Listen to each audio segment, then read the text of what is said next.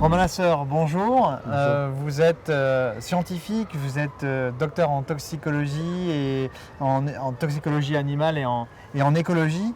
On vous a convié pour vous poser une question importante.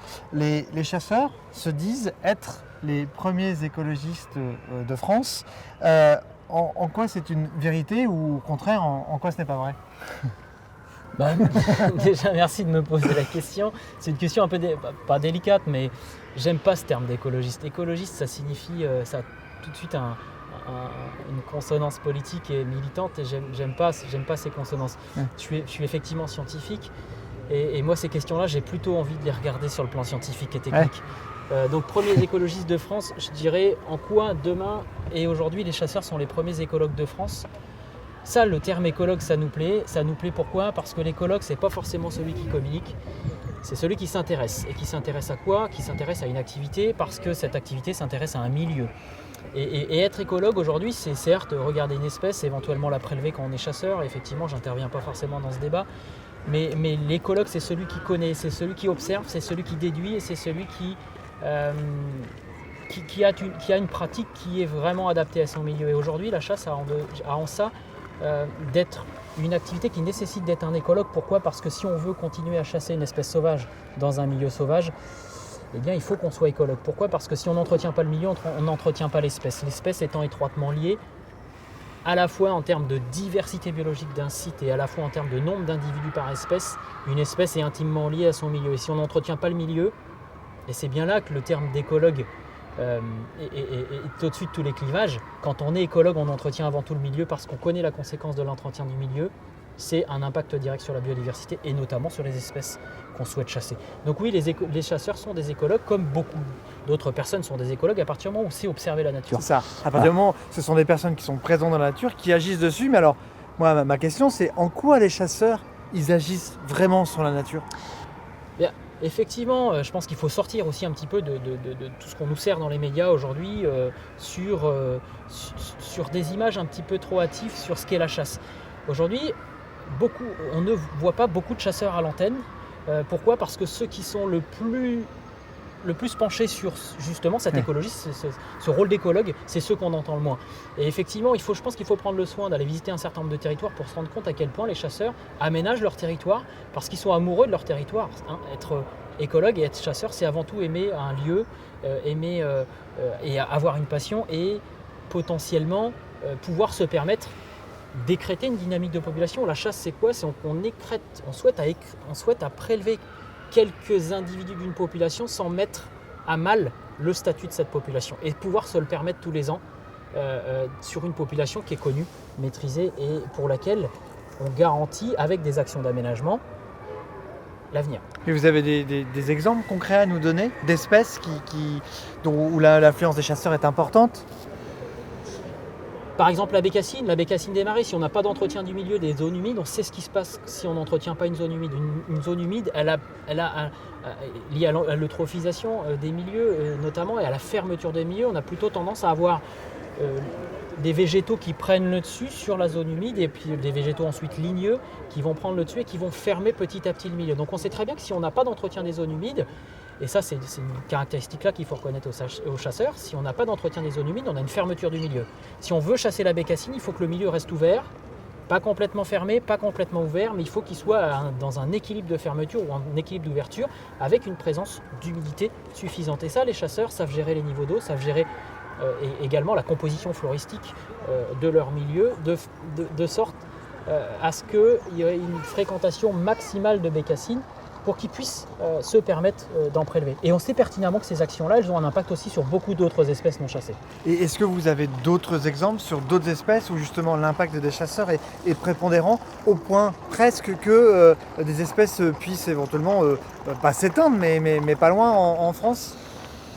Je crois qu'il y a une espèce assez emblématique aujourd'hui qui est le tétralyre en France. Beaucoup de chasseurs font de l'information, notamment lors de la forte fréquentation des stations de ski d'hiver. Ouais. Les gens n'imaginent pas aujourd'hui, et encore plus pendant le confinement, tout le monde fait du ski de rando. C'est génial, le ski de rando, on fait du hors-piste et on n'a pas conscience d'aller déranger du tétralyre dans son environnement naturel. Un tétra qui vole 1, 2, 3 fois l'hiver, il brûle son stock de graisse parce qu'il sort de sous la neige. Et quand on fait voler un tétralyre l'hiver, eh bien il est condamné pour la saison suivante et il va mourir. Et effectivement, on ne perçoit pas les efforts d'aménagement du territoire qui sont faits par les chasseurs, les équipements, des câbles de remontée mécanique qui sont mis en place par les chasseurs. Pour faire quoi? Pour tenter de maintenir le stock de tétralyres. Alors effectivement, il y a d'autres intervenants de la nature, il y a notamment l'OFB qui est très impliqué dans la préservation de ces espèces en France, mais on voit bien que les chasseurs contribuent à l'effort de gestion de cette espèce, alors que bien souvent, ils n'ont plus d'attribution, ils n'ont plus de stock d'animaux à prélever annuellement. Donc il y a des chasseurs qui mènent des actions de gestion de cette espèce en gérant l'espace, alors que sur cette espèce particulièrement, il y a de nombreuses sociétés de chasse qui n'ont plus le droit de prélever de tétralyres, alors que les chasseurs continuent à entretenir. Donc je crois que c'est assez emblématique et je crois qu'il faut vraiment sortir un peu des sentiers battus sur tout ce qu'on veut nous servir d'idéologie anti-chasse ou pro-chasse sur les réseaux. Je pense qu'il faut voir effectivement et favoriser toutes les actions qui peuvent être mises en œuvre par les chasseurs sur des espèces aussi emblématiques. Pour le tétralyre, quand on préserve le milieu naturel du tétralyre, on préserve le milieu naturel que les gens aiment bien de la montagne, ce que les gens appellent la nature sur le plan émotionnel. La nature, c'est pas forcément là où on retrouve le plus de biodiversité, c'est plutôt un milieu dans lequel on se sent bien. Donc je pense qu'il faut faire la différence entre nature et biodiversité. Et oui, sur des espèces emblématiques comme celle-ci, dont le stock en France et dont le statut est quand même assez fragile, oui, les chasseurs contribuent au maintien de ce type d'espèces. Donc ça, c'est clair. Ça, c'est très clair. Les chasseurs aiment à dire qu'ils sont des sentinelles de la nature. À quel niveau vous pensez que justement ces chasseurs ont un impact prépondérant sur la nature et sur le rapport aussi à l'homme finalement? Et dans une nature, il y a les animaux, mais il y a aussi les hommes. Bien sûr.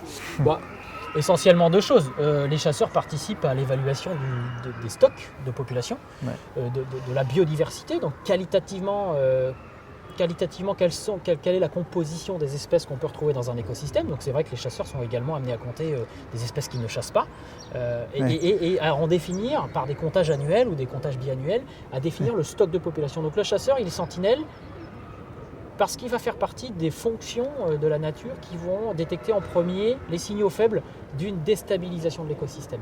Et ça, effectivement, c'est pas en 15 jours avec une paire de jumelles autour du cou qu'on peut s'en apercevoir. Il faut être toute l'année sur le terrain. Notamment pour les maladies. Et notamment sur les maladies. Et j'en veux pour preuve que si on avait, par exemple, le réseau Sentinelle autour du bouquetin, notamment, comme ça a été le cas avec la brucellose dans le bargy, le chasseur est sentinelle, par exemple, des zoonoses, puisque la brucellose est une zoonose, donc une maladie qui passe de l'animal à l'homme, comme c'est le cas du coronavirus qu'on vient de découvrir. C'est vrai que le chasseur peut rapidement détecter une maladie qui tourne en population, comme c'est le cas de la trichine avec le sanglier, mais comme c'est le cas de la tularemie, le BHS chez le lièvre. Et donc, en laissant accès aux chasseurs à un certain nombre d'espèces, il est sentinelle également sur le plan sanitaire. Donc il est sentinelle sur le plan de la dynamique des populations, mais il est également sentinelle sur le plan sanitaire. Si le chasseur n'est plus sur le terrain demain et ne réalise plus l'analyse de la venaison, comme c'est le cas aujourd'hui sur le grand gibier, eh bien on va passer à côté de maladies où on va les découvrir. À un moment, elles sont déjà très installées en population. D'accord, donc il y a une logique de ce point de vue-là. Donc pour vous, finalement, les chasseurs ne sont pas forcément les premiers écologistes de France, mais en revanche, ils seraient potentiellement les premiers écologues de France en nombre. En tous les cas, ils font partie des écologues. Alors, les premiers, le premier, ça avait un caractère moins objectif pour moi, mais oui, clairement, ils sont écologues dans le sens où ils savent observer, ils savent déduire, ils savent se limiter sur la capacité de prélèvement, mais finalement le corollaire de laisser les chasseurs prélever quelques individus d'une population d'animaux qui se portent bien, c'est également un vrai gage pour le milieu, que ce milieu va être entretenu, va continuer à faire l'objet d'un enrichissement qui sera bénéfique à beaucoup d'autres espèces que simplement celles qu'on veut bien nous montrer à la télé. Très bien, merci. Avec plaisir.